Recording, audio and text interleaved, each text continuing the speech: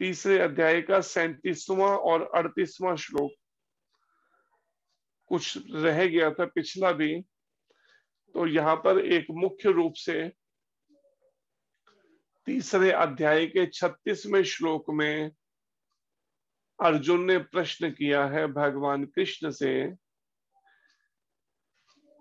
कि हे वृष्णिवंशी कृष्ण, जीव ना चाहते हुए भी पाप क्यों करता है? मनुष्य ना चाहते हुए भी पाप कर्मों के लिए प्रेरित क्यों होता है? ऐसा लगता है कि उसे बलपूर्वक उनमें लगाया जा रहा है। तो जब तक हमारा मन शुद्ध नहीं है, जब तक हमारी बुद्धि शुद्ध नहीं है, तब तक हम इस बारे में कंफ्यूज रहते हैं। ठीक है, दो चार कर्म कर लेंगे धर्म के अनुसार, फिर एक दो गलतियां कर देंगे, हाँ ठीक है, बाकी सब, लेकिन ब्रह्म मुहूर्त में नहीं उठा जाता बोलते हैं, सुबह सुबह इतनी जल्दी नहीं उठा जाता। हाँ ठीक है, भगवान को भोग लगे खाएंगे, लेकिन अब समाज में रहना है तो चलो ठीक है, थोड़ा बहुत उनके साथ में रह के बाजार का भी खा लेते हैं। तो मतलब कहीं ना कुछ कंप्रोमाइज करने लगेंगे, या कुछ ना कुछ शास्त्र की अपनी अपनी मनगढ़ंत परिभाषाएं निकालने लगेंगे, अलग अलग अपने खान पान में, अपने रहन सहन में, अपने कार्यकलापों में। तो इस बातों का यहाँ पर विचार करते हुए कई बार हमसे जानकर और कई बार अनजाने में हमसे पाप हो जाता है, अपराध हो जाते हैं, गलतियां हो जाती हैं। हम जानते हैं ऐसा करना ठीक नहीं है, लेकिन फिर भी हो जाता है। अर्जुन कहते क्यों हो जाता है? कई बार हम नहीं चाहते, ऐसा लगता है अंदर से कोई हमें जबरदस्ती बलपूर्वक वो काम करवा रहा है और हम कर देते हैं गलती। कई तरह के लोग मिलते हैं कई उसमें, जैसे एक हमें हमारा गुरु भाई मिला, तो वो हमें एक कहने लगा, उसकी जो बता रहा था, कहता है कि प्रभु जी मैं बताऊं, इस संसार में मतलब अगर कोई सबसे बड़ी गंदगी है या गलत है, गृहस्थी है वो, लेकिन वो अपना विचारधारा बता रहा है कि वो क्या है, सबसे यही विषय विकार भोगना। शास्त्र कहता है केवल संतान उत्पत्ति के लिए ही पति पत्नी का संबंध होना चाहिए, अन्यथा वो ऐसे रहे जैसे मित्र की तरह रहते हैं, लेकिन शारीरिक संबंध नहीं होने चाहिए अगर संतान नहीं चाहिए तो। क्योंकि पति पत्नी का सब मनोरंजन के लिए नहीं है, अच्छी संतानों को उत्पन्न करने के लिए, उन्हें कृष्ण भक्ति में लगाएं और मोक्ष प्राप्त कर सके। तो कहते हैं कि मैंने मन बना रखा है, ठीक है अब जब संतान नहीं चाहिए तो अब मैं इस संयम का पालन करूंगा, लेकिन जब करते करते ऐसा मन हो जाता है कि मैं वो गलती कर बैठता हूँ, फिर पछताता हूँ। हमें खुद बताने लगा पंजाब में लोग। तो ये विषय विकार ऐसे हैं जो जब तक हम भक्तों की संगति में नहीं रहते, हमारी बुद्धि का हरण कर लेते हैं और परिणाम में जीव को फिर वही पाप करवा देते हैं। प्रभुपाद जी कहते हैं कि अगर कोई इस तीसरे नियम का पालन नहीं करता, गृहस्थ में रहते हुए अगर कोई केवल संतान के लिए ही पति पत्नी संबंध बनाते हैं, अन्यथा संयम का पालन करें, उसे गृहस्थी ब्रह्मचारी कहा जाता है। विचार कीजिए आज समाज में कितने लोग हैं जो इसका पालन कर रहे हैं, और अगर जो पालन नहीं कर रहे हैं तो क्या रिजल्ट है कि अपने मन को मैला कर रहे हैं, सीधा का अपने मन को और दूषित कर रहे हैं इस तरीके से, अगर पालन नहीं कर रहे हैं।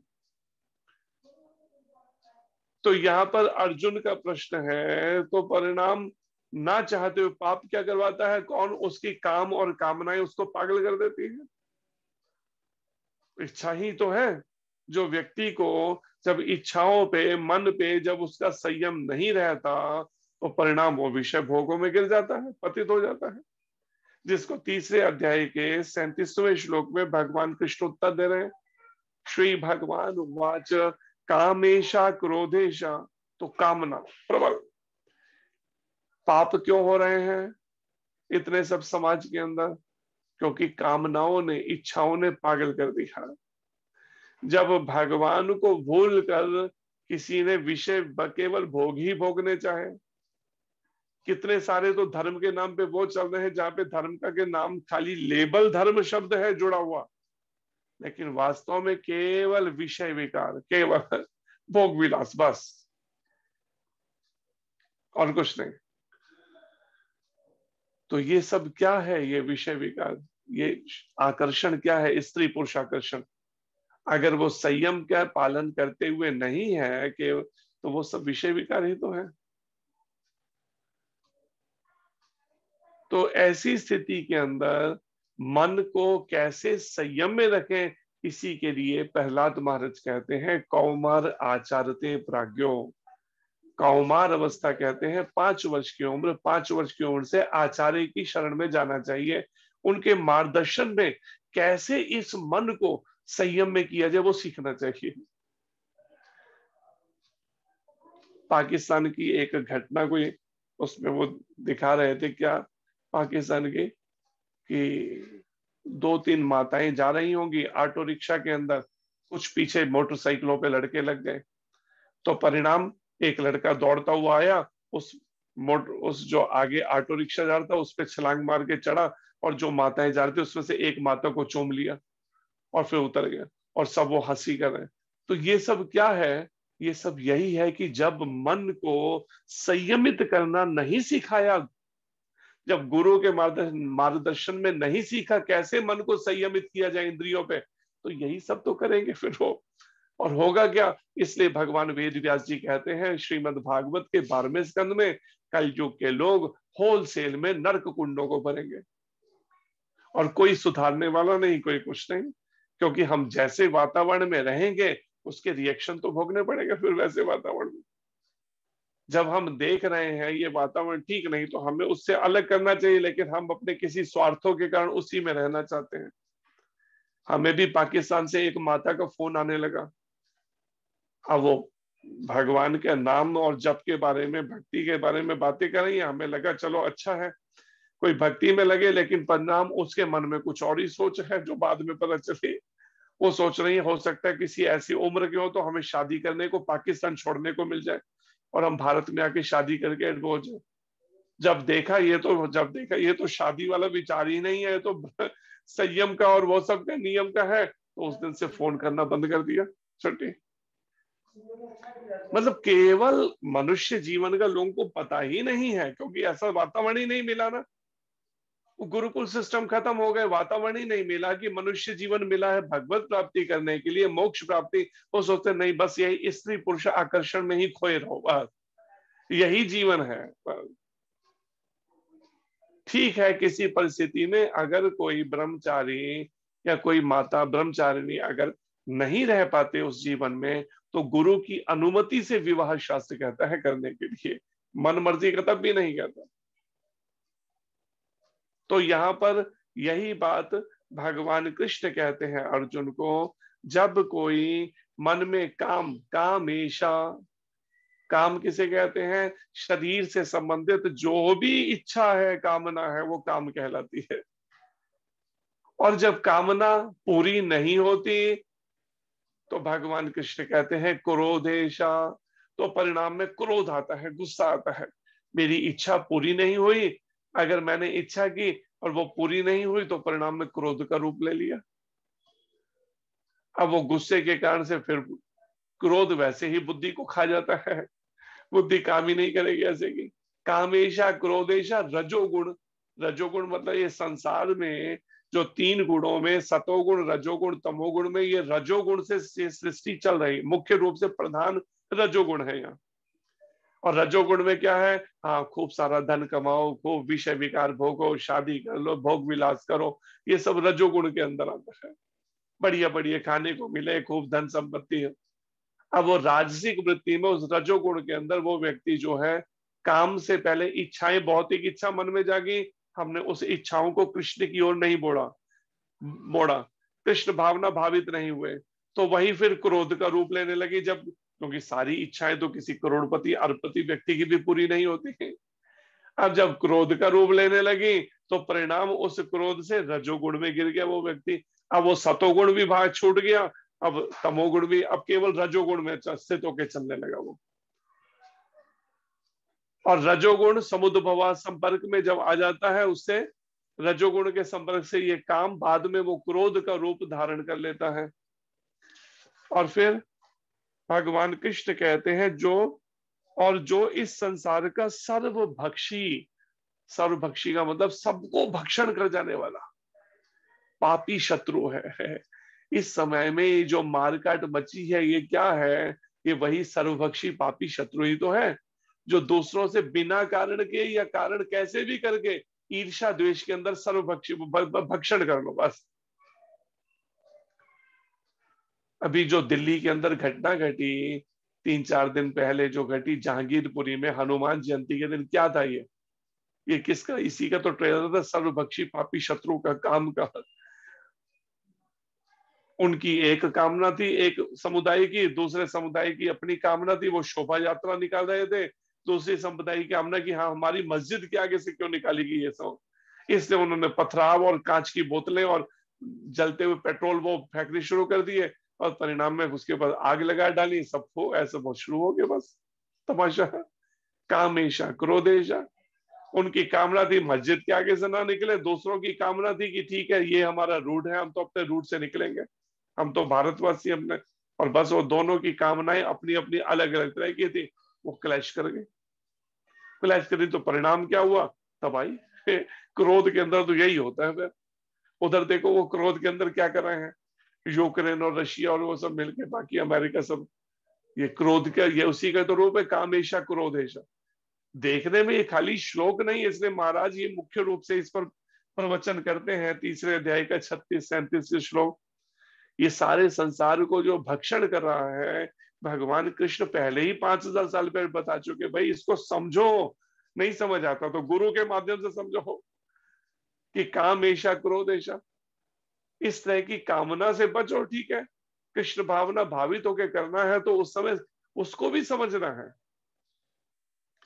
प्रभुपाद जी के समय में भी प्रभुपाद जी के शिष्यों ने भी कुछ गलती कर दी ऐसी। क्या गलती कर दी? बस ली, संकीर्तन बस, और संकीर्तन बस लेके मुस्लिम कंट्री के अंदर पहुंच गए और गाड़ी से उतर के नीचे कीर्तन करना शुरू कर दिया।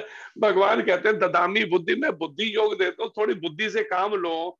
जिस कंट्री में जा रहे हो वहां पे परिस्थिति को देख के कार्य करना होगा ना। अब वहां जगह हम तो प्रचार करेंगे जी, प्रभुपाद जी का आंदोलन है, प्रचार करेंगे। उतर के प्रचार के लिए उतरे, पुलिस ने अरेस्ट कर लिया सबको, उल्टे पैर वापस कर दिया, कंट्री से बाहर निकाल दिया। तो अर्थ इसको समझना, विचार करना है। समय, काल और पात्र, प्रभुपाद जी अधिकतर टाइम, प्लेस, सर्कमस्टांसेस, तीनों का विचार करते हुए फिर कर्म करना है, कार्य करना है। ये नहीं कि जो बस मन में भूत चढ़ गया हम तो प्रचार कर रहे हैं, नहीं। अरे प्रचार करो, कौन मना कर रहा है, लेकिन युक्ति से मुक्ति गुरु महाराज कहते हैं। समय काल परिस्थिति को देखो ना, कब कहां पर प्रचार करना है, कहां पर नहीं बोलना है, कहां बोलना, सब परिस्थितियों को एंगल से देखना, यही तो समझना है। लेकिन हम कई बार स्टीरियोटाइप चल पड़ते हैं बस, कि हाँ एक दिमाग में उसे बस वैसा करना, और परिणाम में क्या हुआ, उल्टे पे पुलिस ने अरेस्ट कर लिया। तो इसलिए इन सब बातों का विचार, यही बातें समझने के लिए गुरु की, प्रमाणिक गुरु की आवश्यकता है। इन्हीं बातों को सीखने के लिए कब कहां पर कैसे प्रचार, कैसे कार्य करना है, कहाँ क्या करना है। जैसे जैसे हृदय की शुद्धि होगी, गीता के 10वें अध्याय के 10वें श्लोक में भगवान कह रहे हैं कैसे शुद्धि, कि भजताम प्रीति पूर्वकम। जब प्रेम पूर्वक कोई भजन करेगा ना, कृष्ण भावना भावित हो जाएगा जब मन, तो तब भगवान कहते हैं उसकी बुद्धि को मैं समझ देता हूं, सही समय पे सही निर्णय लेने की, ददामी बुद्धि योगम को, मैं उसको बुद्धि में वो योग देता हूं, समझ, जिससे वो मेरे पास लौट सके। लेकिन तब किसको देता हूं? जो भजतम प्रीति, जो प्रेम पूर्वक भजन करता है उसको देता हूं। तेषाम नित्य अभ्युक्ता नाम भजतम प्रीति पूर्वक। तो यहां पर भगवान कृष्ण समझा रहे हैं अर्जुन को, देखो भाई ये जो तुम ईर्ष्या द्वेष की बात से झगड़ा नहीं चल रहा है अभी, तुम्हारा कर्म कांड होगा। तुम जो क्रोध से ये कर रहे हो कि हम बदला लेंगे, कर्ण ऐसा, अरे ईर्ष्या द्वेष की बात अभी यहाँ नहीं, यहाँ तो केवल बात है धर्म युद्ध है। अर्जुन का समझा रहे हैं यह पारिवारिक संबंधों को रखो एक तरफ, कौन रिश्तेदार कौन, यहाँ रिश्तों की बात करने नहीं आए हम कि शादी ब्याह की बातें करने या रिश्ते बनाने के लिए। ये अपने सगे हैं, इनसे युद्ध करके क्या करना, ये तो अपने भाई हैं, ये भतीजे हैं, चाचे हैं, ताए हैं, ये बातें रख एक तरफ। इस समय ये युद्ध भगवान कृष्ण समझा रहे, ये चल रहा है धर्म युद्ध। कौन धर्म का आचरण कर रहा है, कौन नहीं कर रहा है, इस पे बात करो। अगर कोई धर्म का आचरण नहीं कर रहा, वो फिर चाहे सगा संबंधी भी है तो भी नहीं। क्या कंस जो है, क्या भगवान कृष्ण के सगे संबंध नहीं था क्या? कंस मामा मामा नहीं था क्या वो? लेकिन भगवान ने क्या किया, जो धर्म के विरुद्ध है फिर वहां पे मामा भांजा नहीं चला, खत्म कर दिया। हाँ, पहले समझाने की कोशिश की लेकिन उसको पल्ले नहीं पड़े। साम दाम दंड भेद, पहले प्रेम की भाषा समझाई, शास्त्र की पल्ले नहीं पड़ी कंस को।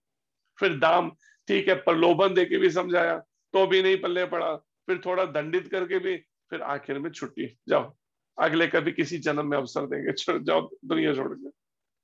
तो ये बातें विचार गुरु के माध्यम से सीखनी होती हैं, कब किन परिस्थितियों में कैसे निर्णय लेने हैं। गीता को सामने रख के गुरु साधु और शास्त्र, तीन का प्रभुपाद जी कहते हैं सामने रख के, तीनों एक ही बात बोलने चाहिए तो गुरु सही है कि जो साधु और शास्त्र की बात करे।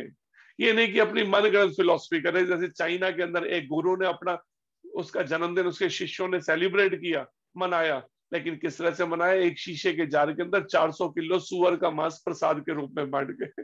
अब बताओ ये कौन से शास्त्र का है? लेकिन वो चाइना के गुरु कहला रहे हैं, सैकड़ों हजारों शिष्यों के 400 किलो सुअर का मांस प्रसाद बांटा जाएगा, बताइए।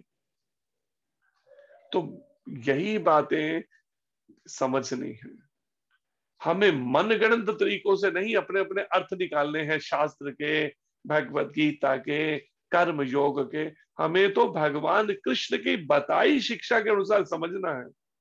इसलिए प्रभुपाद जी कहते थे लगभग सैकड़ों भगवत गीता, पता नहीं 600 या पता नहीं 2000 भगवत गीता पे पहले ही ट्रांसलेशन अवेलेबल है, अनुवाद मार्केट में।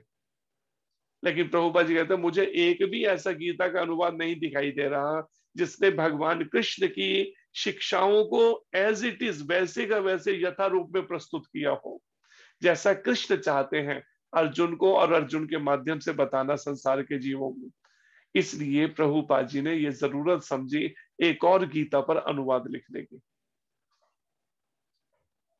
तो परिणाम, और जब भगवान कृष्ण से चल रही गुरु परंपरा के अंदर 32वें गुरु के रूप में अपने 31वें गुरु और वो 30वें, वो ऐसे लिंक में भगवान कृष्ण से यथा रूप में ज्ञान आया बिना कोई तोड़ मरोड़ किए।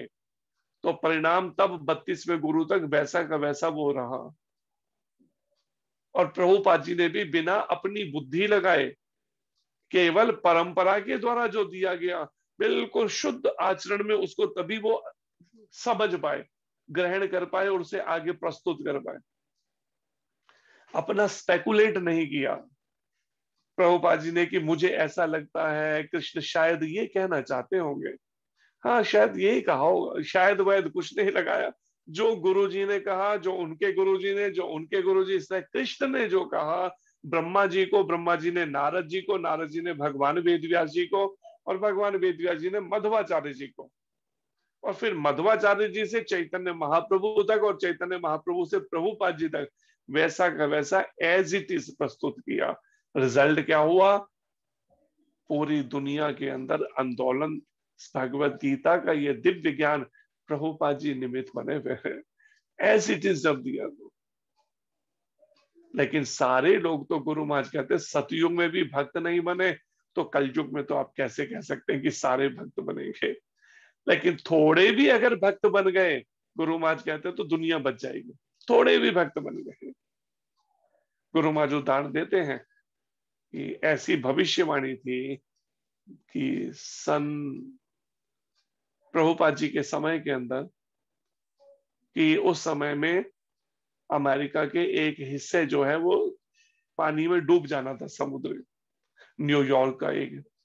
लेकिन प्रभुपाद जी के वहां चरण पड़े थे, परिणाम में पानी आया भी लेकिन डूबा नहीं न्यूयॉर्क। तो भगवान, एक भी अगर भक्त हुआ ना, एक सिंगल, तो पूरी दुनिया बच जाएगी। प्रभुपाद जी कहा करते थे, गुरु महाराज कहते हैं। और अगर कुछ भी भक्त, लेकिन भक्त का मतलब है जो एज इट इज समझे भगवान कृष्ण की शिक्षाओं को, अपना तोड़ मरोड़ फिर नहीं करे हैं। लेकिन आज हो कुछ यही रहा है। प्रभुपाद जी की बात तो करनी है, लेकिन साथ में क्या है, साथ में कुछ थोड़ी सी सैलरी भी चाहिए है, थोड़ी कमीशन भी, थोड़ा सा पैसा भी कुछ चाहिए साथ में उस रूप में। लेकिन प्रभुपाद जी ने कहीं नहीं कहा। इसलिए प्रभुपाद जी के समय ही ऐसी कुछ थोड़ी सी गड़बड़ शुरू होने लगी होगी, तो प्रभुपाद जी ने अपने कोर्ट में भी लिखा है, टीकेजी डायरी के अंदर 28 अप्रैल के उसमें, कि ये आंदोलन जो हमारा है, हरे कृष्ण आंदोलन, ये त्याग और वैराग्य की भावनाओं को करने के लिए है, प्रसारित त्याग और वैराग्य का आचरण करने के लिए। अगर मेरे आंदोलन में सैलरी दी जाती है, प्रभुपाद जी लिख रहे हैं उस कोर्ट में, इसका मतलब उस समय शुरुआत होने लगी होगी ना ये चीज की, निष्काम भक्ति से हटकर सकाम होने लगे होंगे।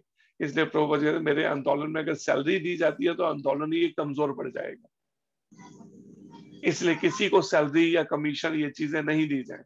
हाँ, उनकी बेसिक नीड पूरी की जाए, जो उनकी एक आवश्यकताएं हैं भक्ति में, एक बेसिक नीड है। खाना तो मिल ही रहा है प्रसाद के रूप में, जो भी ठीक है, उसकी जो आवश्यकताएं केवल वो दी जाए उसको।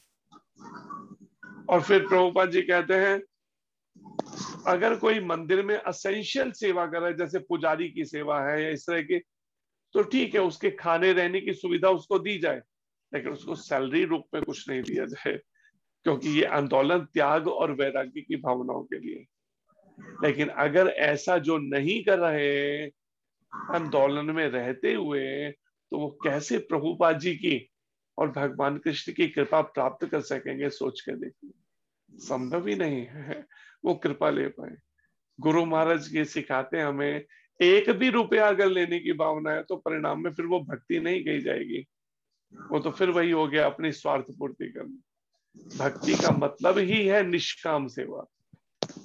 तो इसलिए हमें कृष्ण भावना भावित कर्म, चाहे कोई गृहस्थ में भी है तो प्रभुपाद जी उससे चाहिए जो भी उसकी सैलरी या उसका प्रॉफिट है, 50% से अपना परिवार चलाए, 50% से भगवान की सेवा में लगाए, इस गीता के प्रचार में लगाए। वो ये कई जगह प्रभुपाद जी ने कोट किया। और कोई 100% कर सके एक ही जन्म में प्राप्ति के लिए, तो उससे बढ़िया तो कुछ भी नहीं है कि 100% केवल कृष्ण की सेवा में ही अपने को समर्पित करें, जिससे जीवन के अंत समय में भगवान उसके सारे कर्मों के फलों को खत्म कर दे, उसको फल ना भोगने पड़े। कब? जब 100% पे हम पहुंच जाए। तो अभी तो लोग 50 पे ही नहीं पहुंचने को तैयार होता मन, कहते इतनी मेहनत से मैंने कहा 50% में भगवान की तरफ दे दूं, प्रचार में लगा दूं। नहीं नहीं नहीं, मेरी तो आवश्यकताएं ही पूरी नहीं, हम अपनी आवश्यकताओं को घटाना नहीं चाहते। लेकिन वहीं पर ही बहुत सारे ऐसे भी हैं जो सोचते हैं नहीं, मुझे एक ही जन्म में प्राप्ति करनी है, तो अपना 24 घंटे का जो भी कार्य है केवल कृष्ण के लिए करते हैं, कृष्ण भावना से भावित होकर करना चाहते हैं। तो यहाँ पर भगवान कृष्ण कहते हैं, सर्वभक्षी पापी शत्रु काम है। इसलिए प्रभुपाद जी तात्पर्य में समझा रहे हैं इस बात को कि अपना हमें क्या करना होगा इस काम से। पहला जरा पैराग्राफ जल्दी से पढ़ दीजिए इसका, 37वें श्लोक का, जो पहले हो चुका है, लेकिन जल्दी से पढ़िए कोई। कृष्णा प्रभु जी।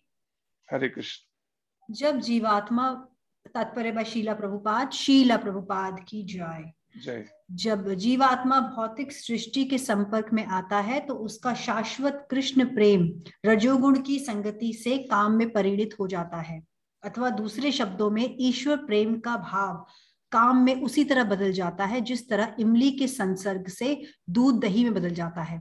और जब काम की संतुष्टि नहीं होती तो यह क्रोध में परिणत हो जाता है। क्रोध मोह में, और मोह इस संसार में निरंतर बना रहता है। अतः जीवात्मा का सबसे बड़ा शत्रु काम है, और यह काम ही है जो विशुद्ध जीवात्मा को इस संसार में फंसे रहने के लिए प्रेरित करता है। क्रोध तमोगुण का प्राकट्य है। ये गुण अपने आप को क्रोध तथा अन्य रूपों में प्रकट करते हैं। अतः यदि रहने तथा कार्य करने की विधियों द्वारा रजोगुण को तमोगुण में न गिरने देकर सतोगुण तक ऊपर उठाया जाए तो मनुष्य को क्रोध में पतित होने से आध्यात्मिक आसक्ति के द्वारा बचाया जा सकता है। हरे कृष्णा प्रभु। तो ये है पहला जो पैराग्राफ में, इसको बड़ा विचार करना, खाली पढ़ के आगे भाग नहीं जाना है आगे कि हाँ चलो जी अगला श्लोक बहुत बार ये हो चुका, पिछला आगे बढ़ो। अरे उसको व्यवहारिक रूप देना है, इस बात को समझ कर। प्रभुपाद जी कहते हैं कि जब जीवात्मा भौतिक सृष्टि के संपर्क में आता है, कौन बता सकता है कि ये भौतिक सृष्टि के संपर्क में जीवात्मा आता क्यों है? उत्तर दीजिए आप में से कोई। जीवात्मा इस भौतिक सृष्टि के संपर्क में आता ही क्यों है भाई? कारण बताइए। कर्मों का भुगतान करने के लिए। कर्मों का भुगतान करने के लिए। और इसके अलावा दूसरी बात, दो बातों के कारण से आता है। एक कर्म फलों के अनुसार, कर्मों के फल भोगने के लिए, और दूसरा डिजायर्स प्रभु जी, अपनी इच्छाओं की। ये दो बातें कही गई हैं। अपनी हम भौतिक इच्छाएं, भौतिक इच्छा क्या है हमारी? मुख्य रूप से क्या बताई गई यहाँ पर प्रभुपाद जी के द्वारा, जिस कारण से इस भौतिक सृष्टि में हमें संपर्क में आना पड़ा या गिरना पड़ा, पतित होना पड़ा जिसे कह लीजिए, किस कारण से? मुख्य क्या था कारण? काम प्रभु जी, काम। काम। और क्या था? कुछ और भी बताया गया है।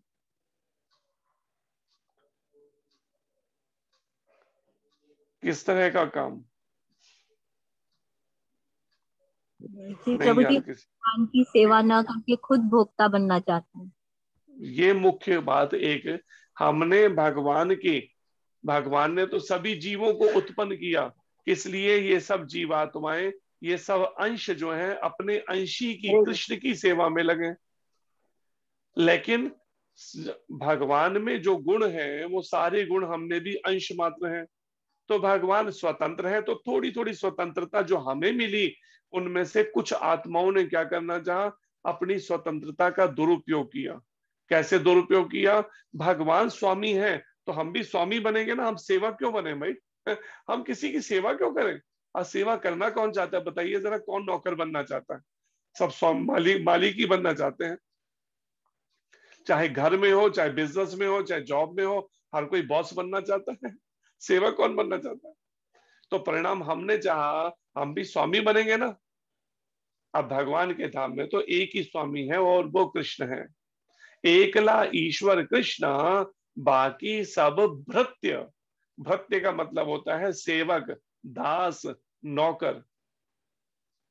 एक ईश्वर कृष्ण है, बाकी सब उनके सेवक हैं, दास हैं, नौकर हैं। लेकिन कुछ जीवात्माओं ने चाहा कि हम कृष्ण के सेवक क्यों बने भाई, हम कृष्ण ही क्यों ना बन जाएं। तो परिणाम उन जीवात्माओं को जिन्होंने स्वतंत्र कृष्ण से अलग रहकर स्वामी बनना चाहा, उनको इस भौतिक जगत में भेजा गया। अलग अलग कामनाएं, किसी ने कुछ कामना की भौतिक, किसी ने कुछ की। तो ठीक है, किसी को सूर्यदेव की पदवी पर बैठा दिया, किसी को चंद्रदेव, तो किसी को अग्निदेव की, तो किसी को वायुदेव की, तो किसी को इस संसार में ही रख दिया। असंख्य जीवों को 14 लोकों के अंदर, सबकी अलग अलग। लेकिन वो भक्त हैं, लेकिन थोड़ी सी वो कामना जो है, भगवान ने भक्तों की कामना को वो करते हैं कि वो भी कामना कैसे खत्म हो सके, तो उनको सेवाओं में लगा दिया। 33 करोड़ देवी देवताओं को, 33 करोड़ जीवात्माओं को, उनकी उन कामनाओं के। लेकिन वो भक्ति भाव के साथ उन्होंने कामना की। एक है कि भक्ति भाव से हटकर कामना कर रहे हैं हम लोग, कि भगवान कृष्ण को भूलकर केवल भोग भोगना चाह रहे हैं, उनको इन 14 लोकों में पटक दिया, इन खासकर विशेषकर धरती और धरती के नीचे के लोकों में।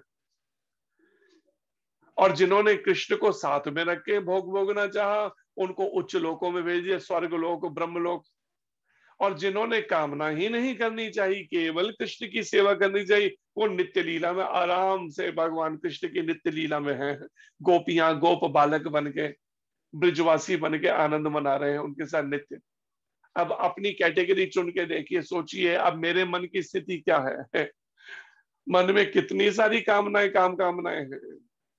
ठीक है भक्ति करनी है, एक हमें कहती है आत्मा, कहती है ठीक है भक्ति तो करनी है, लेकिन अब समाज का व्यवहार तो निभाना पड़ेगा ना। अब आप क्या समझेंगे बातों को, व्यवहार को, इसलिए शादी विवाहों में खाना पड़ता है ना, क्या कर सकते हैं, खाना पड़ता है ना। अब हमें बता रहे हैं, बड़े ज्ञान से ज्ञान दे रही है वो आत्मा में। अब शादी ब्याह में तो मैंने कहा ठीक है, फिर भुगतना भी उसका परिणाम। और दिन रात रात रात भर बैठकर हाथ भी नहीं धो रहे, टॉयलेट जाके वो सब हलवाई बना रहे हैं। आप रिश्तेदारी निभाने के लिए जब हलवाइयों का उन सब का बना खाएंगी, जो पता नहीं मांस भी खाते होंगे, शराब भी पीते होंगे, तंबाकू भी खाते होंगे, क्या क्या करते होंगे। हमारे यहीं पे उधमपुर मंदिर के पास में किसी शादी हुई, तो शादी में उनके छत पे सब कुकिंग चल रही थी। हमारे मंदिर का एक पुजारी जाके छत पे देखने पहुंच गया। अब पुजारी क्या मतलब, जो भी सेवा भक्त साधक करता है, उसको इच्छा जागी होगी जरा देखो ऊपर जाके। अब है तो ब्रह्मचारी, बेचारे की इच्छा जाके ब्रह्मचारी की शादी देखने की।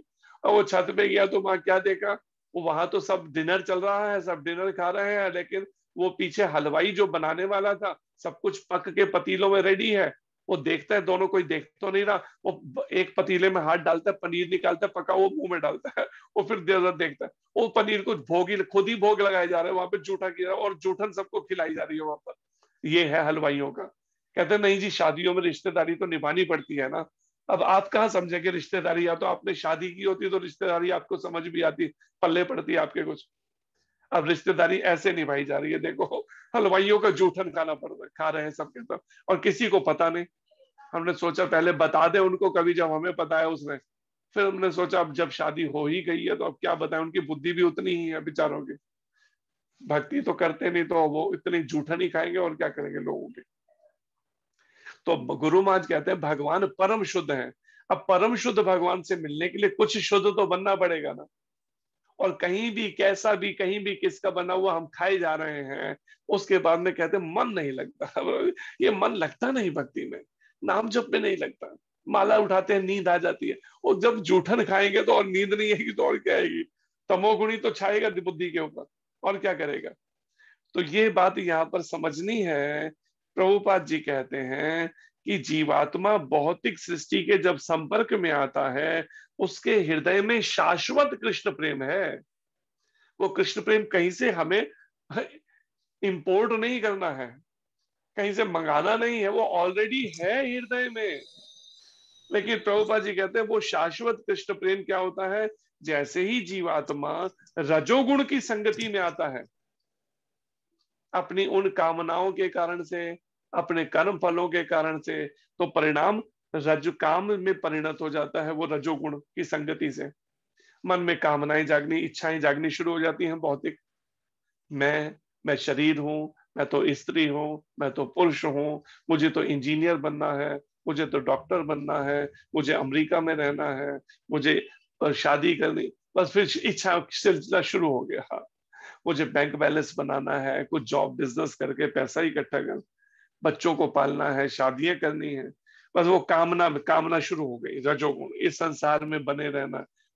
और परिणाम, दूसरे शब्दों में ये शाश्वत कृष्ण प्रेम इस तरह काम विकार में कैसे बदला। इसका उदाहरण दी, जैसे माताएं करती है ना, रात को जो दूध होता है उसको गर्म करके थोड़ा सा उसके अंदर खट्टा लगा देती है कुछ, और जब थोड़ा सा इमली या दही का खट्टा कुछ कर दिया, तो परिणाम सुबह तक वो सारा दूध क्या होता है, दही बन जाता है। ठीक है दही भी प्रयोग में लिया, लेकिन दही से आप दूध का काम नहीं ले सकते।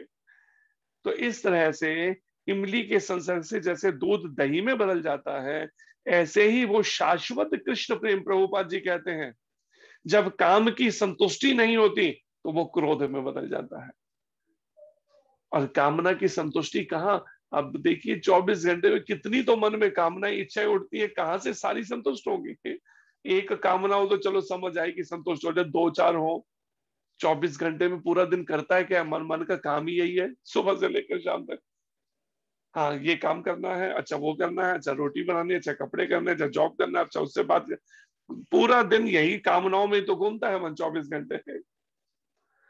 और जब कामना पूरी नहीं हुई, जैसे हमने बताया था, नोएडा की एक फैमिली मिली वृंदावन से आते हुए, तो उसने हमें इनवाइट किया घर पर। जब घर गए तो पति पत्नी के चेहरे सूजे हुए हैं। हमने पूछा भाई बात क्या है, पहले हिचकिचाने लगे। हमने कहा हम कोई बाहर के थोड़ी हैं भाई, हम तो आप ही के ही, हम तो साधु के लिए क्या अपना क्या पराया, तो हम कौन सा किससे बात करने जा रहे हैं, बोलो तो सही, झगड़ा किस बात का है। तो तब दोनों का झगड़ा पता चला तो हम भी मन में सोचने लगे, हंसते। अब वो झगड़ा कहाँ से शुरू, दोनों पति पत्नी जॉब करते हैं। अब पत्नी सोचे तो मैं भी कौन सी कम हूँ मैं भी तो जॉब करती हूँ, पैसे कमाती हूँ। तो बस वहीं पे उसका भी बुद्धि। पति सोचता है मैं भी पैसा कमाता हूँ। अब पति कहता है मैं गया, जब आया जॉब से तो बाथरूम गया तो थका हुआ था, फ्लश करना भूल गया, आके बिस्तर पे लेट गया। अब पत्नी बाथरूम गई होगी, उसने देखा कि इन्होंने फ्लश नहीं किया, आगे बढ़ गई, फ्लश क्यों नहीं किया, अभी उठो। मैंने कहा मैं थका हुआ था, भूल गया हूँ, अभी थोड़ी देर रुक के बाद कर देता हूँ। नहीं अभी करो, अभी भिड़ गई, और परिणाम थप्पड़ मार के पति ने बाहर कर दिया। 2-3 बार खटपट हुई होगी अलग अलग बातों को लेके, उसके बाद डिवोर्स हो गया, तलाक हो गई, शादी पूरी पहले शादी के लिए दीवाने होते, उसके बाद में ये, फिर बाद में। गुरु महाराज एक परिवार में दिल्ली में जाया करते थे, एक बार गए तो देखा बहू दिखाई नहीं दे रही, महाराज सुनाते हैं बात।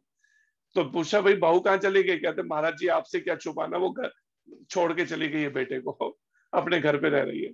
तो माँ ने कहा बुलाओ उसको, कहा गुरु जी ने बुलाया।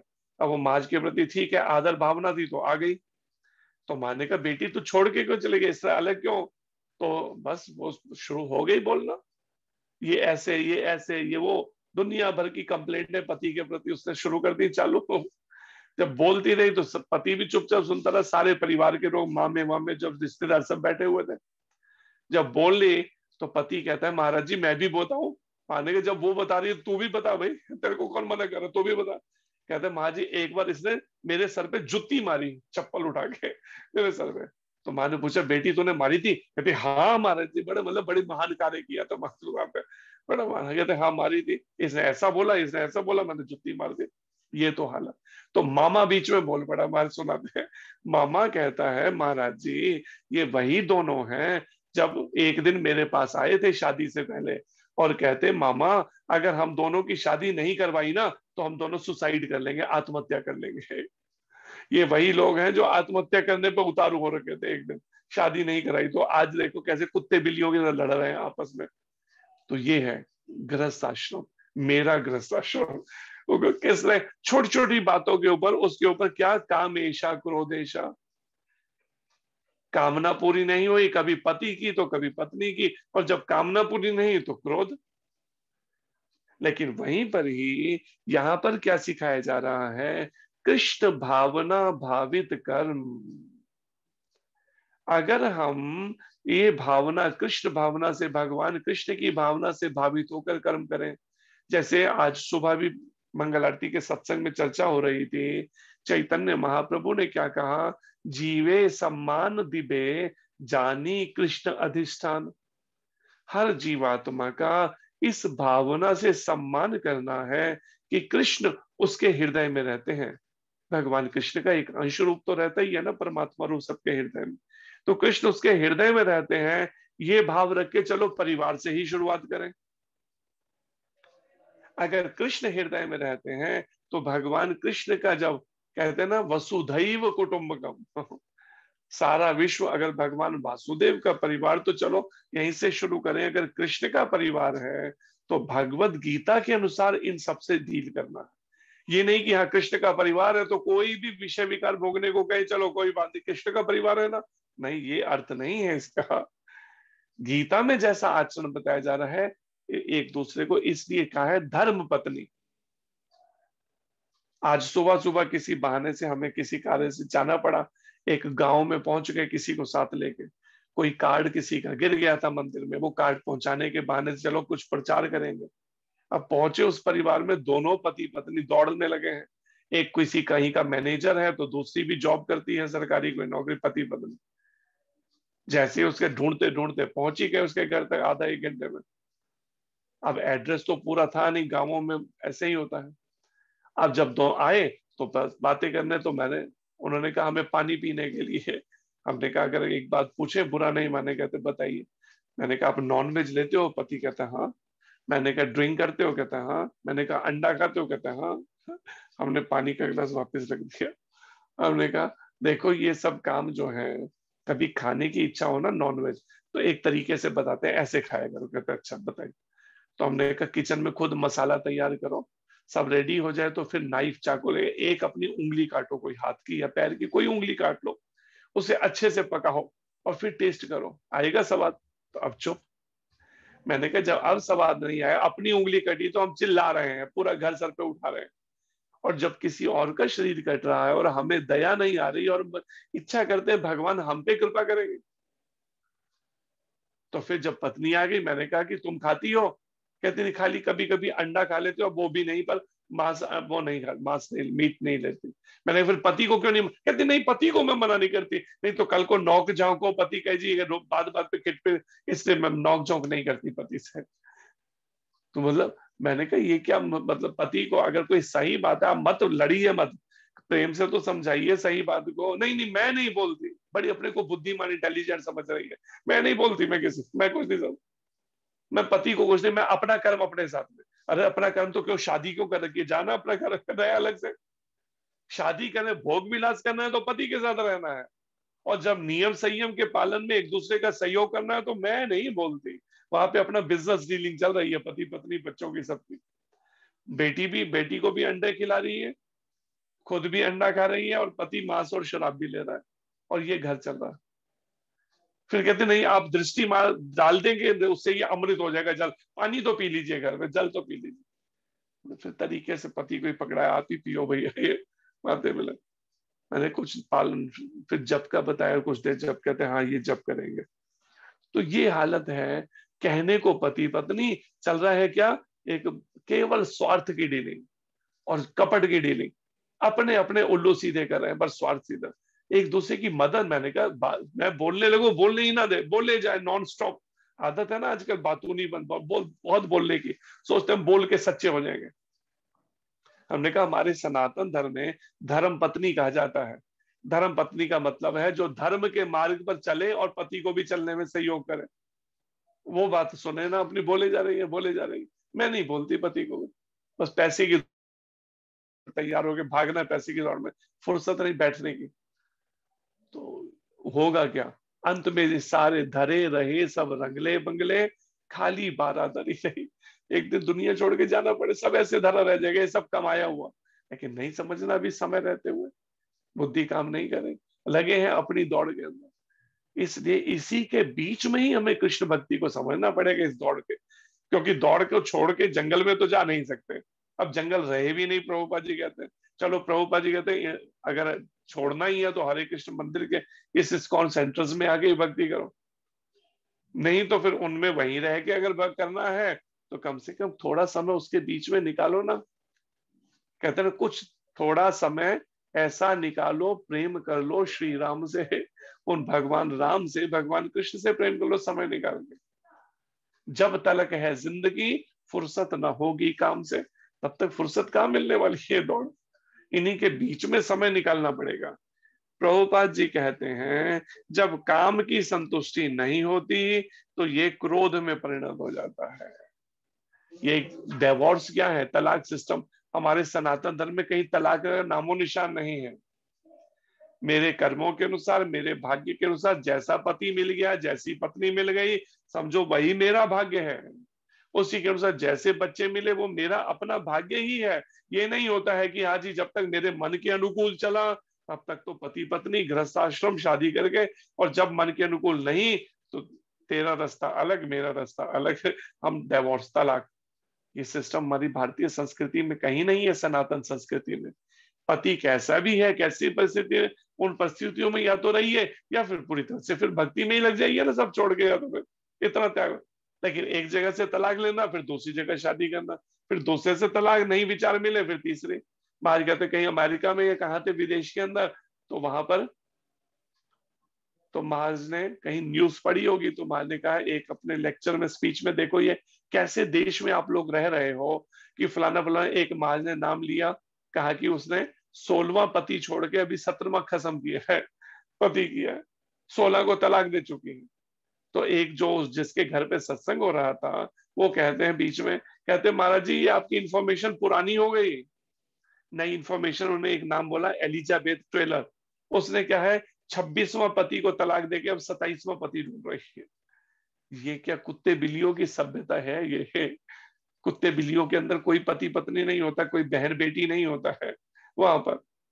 तो यही संस्कृत या मनुष्यों में भी अब यही चल पड़ा। बताइए क्या हालत होगी, समझ क्या क्या पाप हो रहा है। सोच मतलब बात भी कहते हुए शर्मिंदगी लगती है, ये हालत हो रखी है। रिजल्ट क्या होंगे, बेचारे पतित हो जाएंगे दोबारा, ये फिर नरकों में फेंक दिए जाएंगे लाखों करोड़ों वर्षों के लिए। अभी समय मिला है इन बातों को समझकर जीवन को बिल्कुल शुद्ध पवित्र बनाने का, लेकिन अभी समझने के लिए फुर्सत नहीं है। किसके पास समय है अभी ये बातों को समझने का। लेकिन अगर थोड़ा भी अगर भक्त बन गए तो दुनिया बच जाएगी। प्रभुपाद जी गुरु महाराज कहते हैं। और परिणाम क्रोध ही फिर बाद में मोह में, और मोह इस संसार में निरंतर। और जब क्रोध आता है ना, क्रोध में जहां भी जो मेरी इच्छा में रुकावट बना, जो इच्छा पूरी नहीं हो पाई, उसका बार बार मन में चिंतन होता है, और उस इच्छा का बार बार चिंतन होने से उसमें मोह जाग जाता है। चाहे फिर वो पति में हो, पत्नी में हो, बच्चों में हो, घर में हो, पैसे में हो, बैंक बैलेंस में हो, कहीं भी हो, फिर वो बार बार मोह। और ये मोह ही है, प्रभुपाद जी कहते हैं, इस संसार में निरंतर बना रहता है, बार बार जीवात्मा को इस संसार में शरीर लेने के लिए मजबूर करता है, 84 लाख योनियों में गिरने के लिए। ये मोह ही है। लेकिन मोह कहां से हुआ? क्रोध से। और क्रोध कहां से आया? काम से। इसलिए नो एक्सपेक्टेशन, कोई अपेक्षा ना रखी जाए। अब कोई इच्छा ना रखी जाए, वो ऐसे तो संभव नहीं, क्योंकि मन का स्वभाव है इच्छा करना। अब आप बिना इच्छा के कैसे रहेंगे? वो संभव ही नहीं है। आप लाख कोशिश करें इच्छा, फिर भी मन करेंगे। इसलिए जो ज्ञान मार्गी लोग जो ध्यान लगाना चाहते हैं, कहते हैं मन को बिल्कुल संकल्प विकल्प से ऊपर उठाना है। अब वो मन का स्वभाव है संकल्प विकल्प करना, आप कैसे हटा लेंगे बताइए? हाँ, थोड़ी देर के लिए झांसे में रह सकते हैं, मूर्ख बना सकते हैं अपने आप को थोड़ी देर के लिए। ठीक है, मन में विचार थोड़ी देर के लिए रोकने की कोशिश की, लेकिन जैसे ही आंखें खुलेंगी, प्रभुपाद जी कहते फिर मन चल पड़ेगा आंखों से। कान में कोई आवाज गई, फिर मन चल पड़ेगा। नाक में कोई सुगंधी गई, फिर मन चल पड़ेगा उसके पीछे। आप कितना रोकेंगे? वो रोक ही नहीं सकते, उसका स्वभाव है भाई मन का सोचना, इच्छा करना, अनुभव करना। आप उसके स्वभाव को कैसे बदलेंगे? आप क्या ही किसी को कहिए भाई मेरे को थोड़ा सा शुगर ला देंगे, चीनी, लेकिन एक बात, चीनी मेरे को चाहिए, लेकिन कौन सी वाली? नमकीन वाली चीनी चाहिए। वो सोचे पागल है क्या, नमकीन भी कभी चीनी होती है? तो जब चीनी का स्वभाव मीठापन है, पानी का स्वभाव गीलापन है, अग्नि का स्वभाव तपिश और ऊष्मा देना है, ऐसे ही मन का भी स्वभाव है सोचना, इच्छा करना, अनुभव करना। इसलिए प्रभुपाद जी ने प्रमाणित परंपरा में यही समझाया, इच्छा तो बंद हो नहीं सकती। अगर इच्छाओं को रोकने की कोशिश करते हो, बड़ा योगी बन गए, खाली अपने मन को झांसे में रख रहे हो, अपना समय खत्म कर रहे हो बचा हुआ, सही फिलॉसफी को समझे बिना गीता से। इसलिए अच्छा ये है, क्या करो, इस मन के सोचने को, इच्छा करने को, अनुभव करने, तीनों को कहां लगा दो? कृष्ण भावना से भावित कर दो। भगवान कृष्ण के और कृष्ण की सेवाओं के बारे में सोचो। कुछ भी विषय विकारों के बारे में नहीं सोचना है, व्यर्थ में, बेकार में इंद्रियों को और मन को नहीं लगाना है इंद्रियों के माध्यम से, ऐसे बेकार में जो कृष्ण से संबंधित नहीं है। ना आंखों को दिखाना है, ना कानों को सुनाना। लेकिन मन को भी लत पड़ी हुई है। चाहे लाख कोशिश कर लो, फिर घूम के मन उन्हीं पे ही जाता है। तभी तो एक कहते हैं ना, हमें एक आत्मा कहती है, कहते मैं सोचती हूँ केवल 10 मिनट के लिए फेसबुक देखूंगी, 10 मिनट के बाद। और जब देखती है तो पता चला 2 घंटे बीत गए। बताओ, 24 घंटे में 2 घंटे फेसबुक पे निकल गए। चाहे सोचा था 10 मिनट, लेकिन बस काम काम और कामना ने लगा दी, 2 घंटे बर्बाद करा दिए। अभी समय की कीमत नहीं समझ रहे, और कल को समय जब खत्म हो जाएगा, रास्ता अधूरा रह जाएगा। महाराज कहते हैं समय बहुत थोड़ा है, रास्ता बहुत लंबा है, और अभी इसकी वैल्यू समझ नहीं पा रहे। अभी लग रहा है दिन कट नहीं रहा, ऐसे करते थोड़ा सो के काट लेते हैं। अभी भी नहीं, अच्छा थोड़ा फेसबुक पे काट लेते हैं समय निकाल के। अभी भी नहीं, चलो थोड़ा शॉपिंग करके काट देते हैं। अभी भी नहीं पूरा दिन कटा, चलो थोड़ा फ्रेंड सर्कल में मिलाते हैं, थोड़ा बातें करके थोड़ा और समय नष्ट कर लेते हैं, संसार की बातें करके, थोड़ा मौज मस्ती करके। इस तरह कैसे भी करके समय नष्ट करना है। क्यों? समय की कीमत नहीं पता। इसलिए गुरु महाराज कहते हैं, time and tide waits for no one. समय और समुद्र की लहर किसी की प्रतीक्षा नहीं करते। इसलिए समय की चिंता वही कर सकेगा जो भक्तों की संगति में रह के समय की वैल्यू समझेगा। इसलिए गुरु महाराज कहते हैं ना, समय बीत जाने पर फिर पछताते हैं, पछताते हैं। अब जब समय निकल गया ना, आप पड़े हैं डेथ बेड के ऊपर, या तो कोमा में पड़े हैं, या आईसीयू में पड़े हैं, या बिस्तर पे पड़ गए, बीमार, बुरी हालत है, अब पछता रहे हैं। समय बीत जाने पर फिर पछताते हैं, पछताते हैं।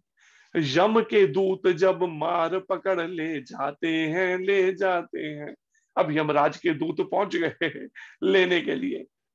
साथ में उन्होंने अपने साथ में क्या रखा हुआ है, जिससे वो बांध के ले जाते हैं, यम पाश कहते हैं उसको, जिसमें बांधकर एक विशेष तरीके से जीवात्मा को शरीर से निकाला जाता है। उस यम पाश में बांधते हैं यमदूत और ले जाते हैं। बड़े बड़े भयानक और डरावने चेहरे उनके, यमदूतों के। और पहले अब वो रोता है, चिल्लाता है। लंबी एक वैतरणी नदी के साइड पे जलती हुई रेत तपते हुए सूरज से तप रही है, कई सूरज चमक रहे हैं। उस रेत पे नंगे पैर चलाते हैं जिसने कोई पुण्य नहीं किए, जो सत्कर्म नहीं किए, भक्ति नहीं की। अब चिल्ला रहा है वो, प्यास लग रही है, कहते ले पी ले, वैतरणी नदी में पानी है ना, पी ले। वो पानी क्या है, फोड़ों की पस जो होती है, मल मूत्र उसके अंदर है भरा पड़ा। इतने इतने भयंकर तीखे जीव है उसमें काटने वाले। ले पी ले पानी, इसमें से मल मूत्र वाला पानी कहते पी ले, यमदूत कहते हैं।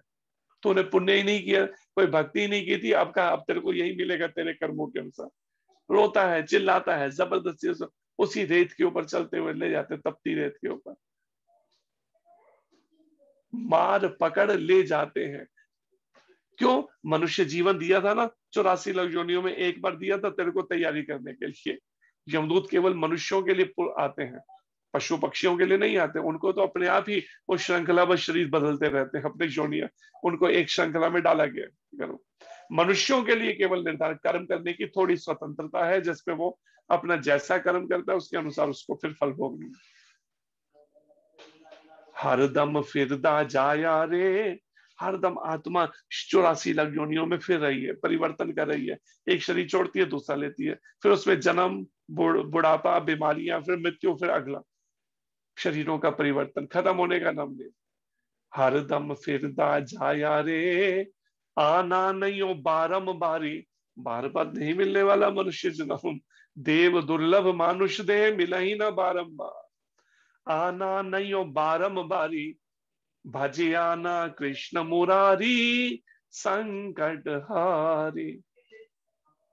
अगर कृष्ण मुरारी का भजन नहीं किया ना, तो बड़ा भारी संकट आने वाला है। लाखों वर्षों तक फिर 84 लाख योनियां और नरकों के यातनाएं सहनी पड़ेगी। तब रोने चिल्लाने से कुछ नहीं होने वाला। अभी मनुष्य जीवन में चाहो तो अभी जितने भी तरह कैसे भी करके अपने सारे कर्मों के उसको काट के कृष्ण भावना भावित मन को बना लो। मन की बात मत सुनो इस बदमाश मन की, इसको कृष्ण भावना से भावित करने की प्रैक्टिस करनी है, गुरु, साधु और शास्त्र के मार्गदर्शन में, तो आगे का रास्ता खुल पाएगा। नहीं तो ये साइकिल खत्म नहीं होगा, जन्म मृत्यु जरा व्याधि का। इसलिए समझना है, यहाँ पर प्रभुपाद जी कहते हैं, अतः जीवात्मा का सबसे बड़ा शत्रु काम है। मेरा पड़ोसी सबसे बड़ा नहीं है शत्रु। जिसने मेरे पैसे हड़प लिए, जमीन हड़प ली, वो मेरा सबसे बड़ा शत्रु नहीं है। सबसे बड़ा शत्रु है मेरे इस मैले मन की इच्छाएं। ये सबसे बड़ी मेरी शत्रु है इस संसार के अंदर, जिन्होंने मेरे को सर्वभक्षी, मेरी आयु को खा रही हैं, मेरे जीवन को, मेरे चिंतन को समय लगा रही हैं, उधर पूरी तरह से मन को लगा रखा है इसी में ही, काम, क्रोध, मोह, लोभ, ईर्ष्या, द्वेष में। मिला है मन कृष्ण में लगाने के लिए, और लगा कहाँ रखा है, वो ऐसी है, वो ऐसा है, वो ये है, उसने ये किया, और उसी में अपने सारा समय को खत्म किए जा रहे हैं, नष्ट किए जा। काल और माया हमारे समय को खा रही है, हमें समझ नहीं आ रहा, हम उलझे हैं, ये मन को हटाने की कोशिश ही नहीं कर रहे। चैतन्य महाप्रभु के समय भी मुगलों का काल चल रहा था 500 साल पहले, लेकिन चैतन्य महाप्रभु ये आप एक चर्चा बता दीजिए जो बैठ के मुगलों की चर्चा करते हो।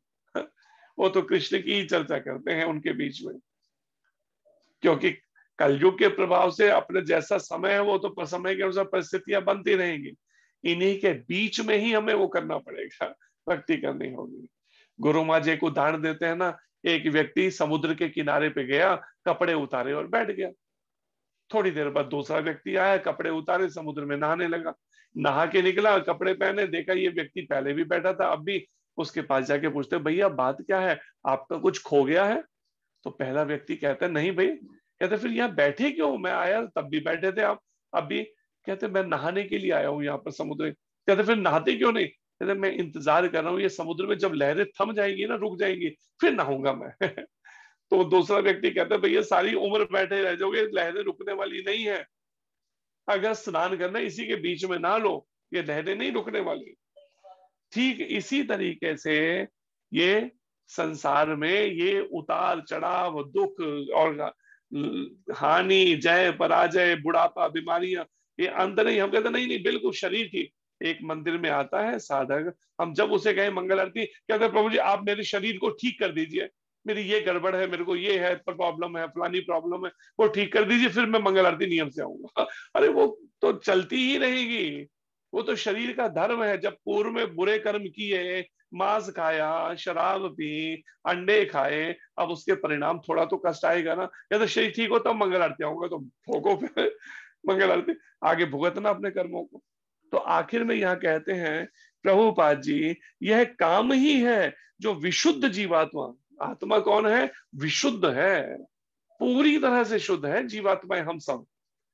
लेकिन विशुद्ध जीवात्मा को इस संसार में फंसे रहने के लिए प्रेरित करता है ये कामना। और हम इस कामनाओं के क्या है? कीड़े बने हुए, काम के कीड़े बने। कृष्ण भावना भावित ना बनाकर अपने इस मन को, इंद्रियों को कृष्ण की ओर ना मोड़कर बार बार ढील दे रहे हैं और बार बार पतित हो रहे हैं, इस संसार में फंसे हुए हैं। और फिर सोचते हैं रास्ता नहीं निकलता। गलती तो खुद कर रहे हैं। पहले इंद्रियों को, आंख नाक कान जीभ त्वचा, और फिर इसके माध्यम से मन को पहले लगा रहे हैं इस संसार में। और फिर कहते जी हमारा तो जन्मने चक्कर नहीं रहा, कृपा कर दीजिए, बस आशीर्वाद दे दीजिए। अरे आशीर्वाद, अपनी आंखों पे, मन पे संयम करो ना, आशीर्वाद अपने आप ही हो जाएगा उससे। लेकिन आंखों पे संयम नहीं करना, फेसबुक भी देखेंगे, टीवी भी देखेंगे, सांसारिक विषय विकार भोगने वालों का संग भी करेंगे, उसके बाद आशीर्वाद से कोई वो हो जाए, बस काम बन जाए। क्रोध तमोगुण का प्रागट्य है। प्रभुपाद जी फिर क्रोध क्या है? ये तमोगुण का प्रागट्य है। तमोगुण के कारण से ये क्रोध उत्पन्न, पहले रजोगुण में गिरे कामना के कारण से, और फिर तमोगुण के कारण से क्रोध आया। और ये गुण अपने आप को क्रोध तथा अन्य रूपों में प्रकट करता है। प्रभुपाद जी कहते हैं अगर कोई अपना खान पान, अपना रहन सहन, अपने कार्यकलाप, इनको इस तरह से व्यवस्थित करे गीता के अनुसार, कृष्ण भावना भावित होकर, कि अपने आप को क्रोध में, तमोगुण में ना गिरने देकर अगर कृष्ण के लिए ही सब कार्य करने लगे, कामनाएं, अपनी इच्छाएं, तो परिणाम वो कृष्ण भावना भावित होकर अपने मन को तमोगुण में न गिरने देके सतोगुण तक उठा सकता है। और फिर सतोगुण से भी विशुद्ध सतोगुण में लाने के लिए प्रमाणिक गुरु के मार्गदर्शन में, गुरु साधु शास्त्र के मार्गदर्शन में, विशुद्ध सतोगुण में फिर वो कृष्ण भावना में स्थित कर सकता है अपने मन को।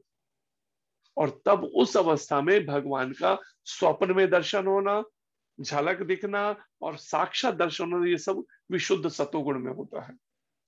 पर ये प्रैक्टिस कितनी करनी होगी, अब ये विचार कर लो अपने इंद्रियां और मन पे। कोई ये नहीं कह रहा पड़ोसियों पे करनी है और वो सुनते ही नहीं है, पति पे करनी है, बच्चों पे वो सुनते ही नहीं है। अरे अपनी इंद्रियां और मन सुनते हैं, उनको तो सुनाओ पहले, उसको तो अभ्यास कराओ।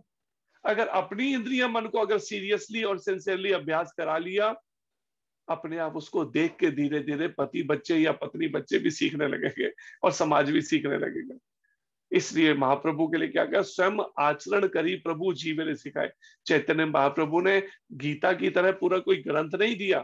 क्या कहा? अपने आचरण से अपने आसपास के सभी उन भक्तों को सिखाया और भारत भर में भ्रमण करके सिखाया अपने आचरण से। तो हमें भी प्रभुपाद जी गुरु महाराज कहते हैं आचरण से सीखना पड़ेगा, सिखाना पड़ेगा। अपने को क्रोध में पतित ना होकर भौतिक कामनाओं में जब नहीं गिरेंगे ना, तो परिणाम जब कृष्ण भावना भावित कर्म करेंगे फिर क्रोध वैसा नहीं होगा। जैसे प्रभुपाद जी मुंबई में सेंटर खोलने के लिए जगह भी मिल गई, लेकिन वहां के पड़ोस के लोग कैसे भी वो करने ही ना दे, भक्तों को रहने दे। कंप्लेंटें कर दें, कभी पुलिस में जाके, कभी म्यूनिसिपैलिटी में, कभी कोई बहाने से, कभी शोर होता है, कभी। प्रभुपाद जी एक प्रवचन में क्या कह रहे हैं, हिंदी के लेक्चर में डला है यूट्यूब में, प्रभुपाद जी कहते हैं देखो उन सब जब सुन रहे होंगे वो सब भी बैठे होंगे या आए होंगे, तो कह रहे हैं देखो हम तो कृष्ण के कार्य के लिए लगे हैं, कृष्ण की सेवा में, भगवान कृष्ण के प्रचार कार्य के लिए गीता का प्रचार कर रहे हैं हम तो विश्व भर के अंदर। और हमने इसलिए यहाँ भी ये केंद्र खोला है, आप यहाँ आओ, भक्ति करो, मंगल आरती करो, जप करो और सेवा करो भगवान की। लेकिन आप लोग कहते हैं इन्हें रहने नहीं देना यहाँ पर।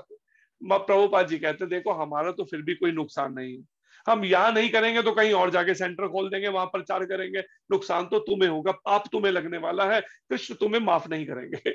सीधा बोल रहे हैं उनको, वो करते तुम्हें क्षमा नहीं, तुम्हें कृष्ण वो नहीं करेंगे, तुम्हें इसका परिणाम भोगने पड़ जाएंगे। हम चाहते हैं तुम भी भक्ति करो और आओ, हम तो तुम्हें भक्ति भक्ति के साथ इकट्ठे मिलकर भक्ति करें, ऐसे प्रेम से समझा रहे हैं प्रभुपाद जी। तो यही हमें करना होगा, स्वयं भक्ति का आचरण करना है और फिर अपने आसपास में, महाप्रभु क्या कहते हैं, आमार आज्ञा गुरु होइया तारो ए देश, मेरी आज्ञा है सभी भारतवासी गुरु बन जाओ, चाहे स्त्री है चाहे पुरुष है, सभी गुरु बन जाओ। ये नहीं का शिष्य बन जाओ, कहते गुरु बन जाओ। लेकिन कैसे गुरु बनो, जारे देखो तारे कहो कृष्ण उपदेश, जिससे मिलो किसी भी बहाने से, चाहे रिश्तेदारी कुछ, जारे देखो तारे, चाहे परिवार में हो तो वही गुरु बन जाओ। कृष्ण की चर्चा, कृष्ण की बात जो है, कृष्ण उपदेश करो। कृष्ण उपदेश क्या है, गीता में भगवान कहते हैं 18वें अध्याय के 66वें श्लोक में, सर्वधर्मान परित्यज्य मामेकम शरणम व्रज। सारे मनोधर्म छोड़कर भगवान कहते हैं एक मेरी शरण में आ जाओ, माम एकम शरणम व्रज। मैं क्या करूंगा, अहम त्वाम सर्व पापेभ्यो, मैं तुम्हारे को तुम्हारे सर्व पापों से मुक्त कर दूंगा, मोक्षयिष्यामि, मोक्ष दूंगा, जन्म मरण के चक्र से छुटकारा, कोई पाप का फल नहीं भोगना पड़ेगा, दोबारा वो गलतियां नहीं करनी है, पाप करनी। मां शुचः, विश्वास भय मत करो, विश्वास करो। तो हमें कृष्ण का उपदेश, कृष्ण कहते हैं मेरी शरण में आओ, हमें कहना है कृष्ण की शरण में जाओ, प्रभुपाद जी कहते हैं गुरु में। लेकिन अपना, नॉट माई उपदेश, प्रभुपाद अपना उपदेश मत झाड़ो, कृष्ण का उपदेश दो, कृष्ण की शरण। भगवान कृष्ण कह रहे हैं मेरी शरण में, तो हमें कहते हैं कृष्ण की शरण में आओ, हरे कृष्ण मंत्र का कुछ देर जप करो, कीर्तन करो, भगवान को भोग लगा के प्रसाद खाओ, बिना भोग लगाने, यही करना। ये गुरु बन गए अगर आप कृष्ण का उपदेश करें। अगर अपना उपदेश करेंगे तो फिर गुरु नहीं, फिर तो गड़बड़ है। तो ये बात समझनी है। ये पहला पैराग्राफ, अगली बार दूसरा पैराग्राफ कोशिश करेंगे इसका करने का। हरे कृष्णा, धन्यवाद आप सबका। कोई प्रश्न हो तो कर सकते हैं।